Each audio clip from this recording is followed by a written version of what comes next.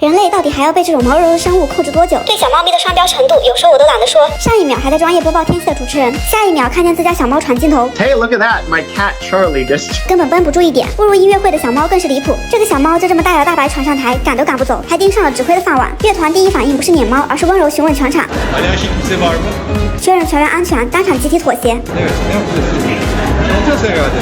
怎么不算是史上唯一特邀猫指挥呢？在中科院和法院签约仪式那么严肃正式的场景，大家会也不开了，一堆大佬就这样看着小猫在台上走猫步，大家都在等着它优雅的走完这一圈猫步，跟大家打了一圈的招呼，巡视了一圈了以后，我们的会议才开始的。大家在溺爱小猫这块，就连在办公室开会，小猫只是往会议桌上一趴，就已经萌得不知天地为何物了。这下谁还有心思看 PPT 呀？满脑子都是怎么抓猫。我说真的，这个世界没有小猫根本装不起来。